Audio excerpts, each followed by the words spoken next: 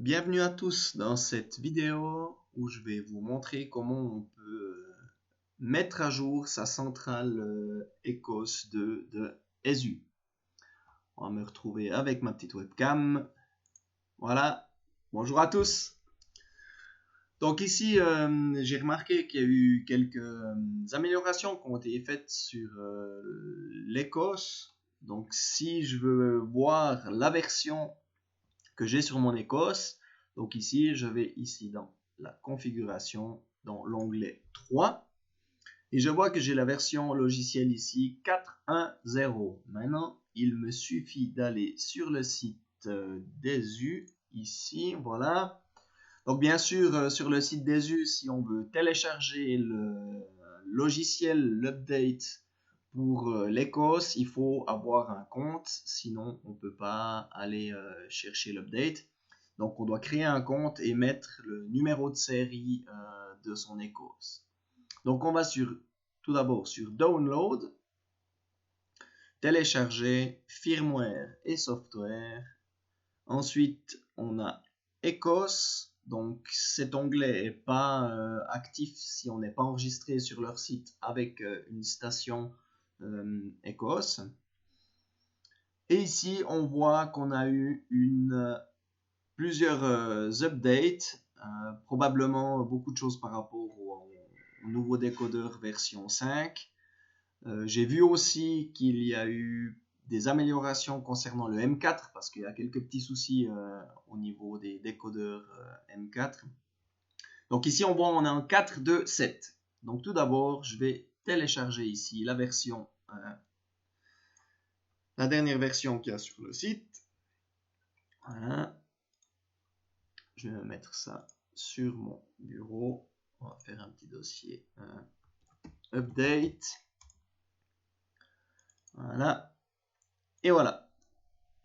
Donc ça, c'est la première chose à faire. Avoir un compte ESU, enfin sur le site d'ESU. Télécharger la version. Regardez ici sur la centrale quelle version on a. Alors je dirais quand on passe de quelques versions, le deuxième chiffre ou le troisième chiffre, ça fonctionne, mais si par exemple vous êtes en version 2, c'est peut-être mieux de mettre quand même la dernière version 2, la version 3, la dernière version 3 et partir après avec la version 4. Il se peut des fois avec les updates, mais ça c'est souvent noté dans les notices des nouvelles versions, si on peut passer directement d'une à l'autre. Donc voilà.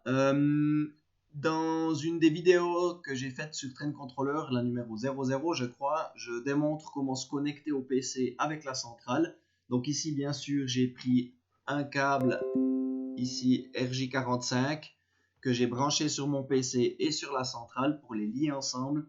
J'ai mis les bonnes adresses IP qu'on peut régler ici sur la station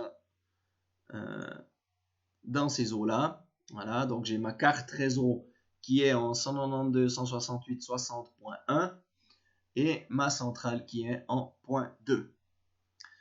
Donc pour procéder à l'update, la première chose c'est d'ouvrir par exemple un navigateur et de mettre l'adresse IP de notre station Ecos, donc 192.168.60.2.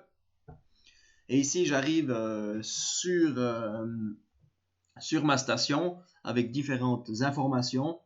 Et avant de faire n'importe quoi, ce que je conseille, c'est de faire une petite sauvegarde.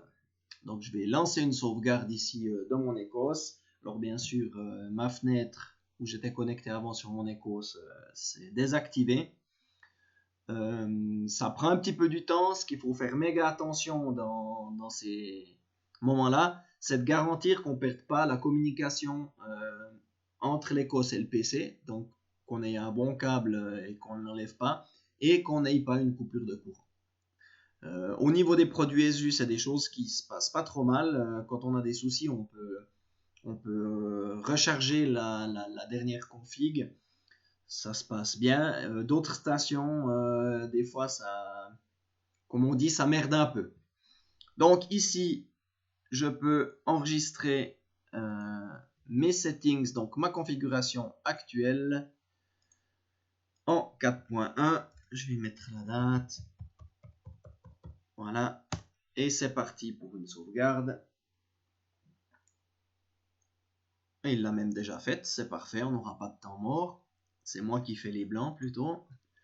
Donc une fois que c'est fait, on peut ici firmware update. Voilà. Je veux juste aller contrôler ici ce que j'ai téléchargé, sous quelle forme c'est, parce que j'ai pas regardé avant. Je crois que c'est un fichier zip. Donc blablabla, update. Donc c'est un fichier zip ici que j'ai téléchargé, la version 4.2.7 du réseau. Donc tout d'abord, il faut que je fasse une extraction, dézipper le fichier. Et dedans, on aura ici les améliorations en allemand et en anglais. Donc si on ouvre ceci, on pourra voir ici, entre les deux dernières versions, qu'est-ce qu'ils ont fait. Et on a bien sûr ici notre version 4.2.7.bci. Donc c'est ce fichier qu'il faudra charger dans notre station. Donc ici on fait parcourir.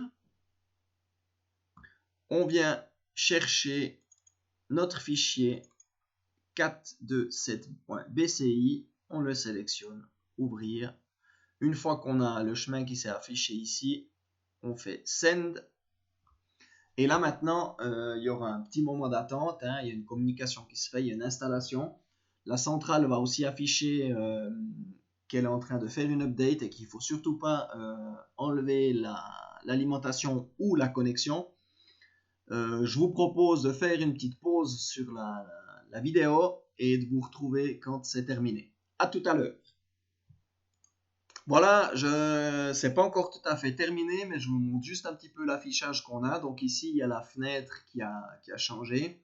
Et on est en train de voir en fait ce qui se passe. Donc on voit un défilement avec des pourcents. Donc il faut bien attendre que ça soit terminé et aussi lire sur l'Ecos ce qui se passe. Donc il y a un gros message rouge qui dit Updating software, do not unplug. Donc attention, on est en train de faire l'update, la mise à jour du logiciel et il ne faut surtout pas enlever la communication. À tout à l'heure. Donc nous revoilà ici à la fin de la mise à jour de la station. Donc quand c'est terminé, on a ici ce pop-up qui vient où on nous dit que le firmware update est OK et que la station va redémarrer. Donc il faut bien sûr attendre que la station redémarre et durant la mise à jour, il y a toutes des informations qui viennent. Il fait d'abord un envoi de la mise à jour, une extraction des fichiers.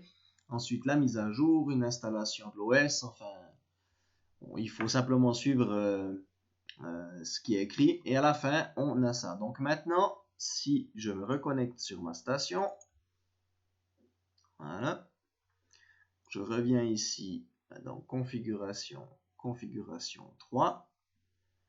J'ai bien ma station qui a été mise à jour avec ici la version 4.2.7.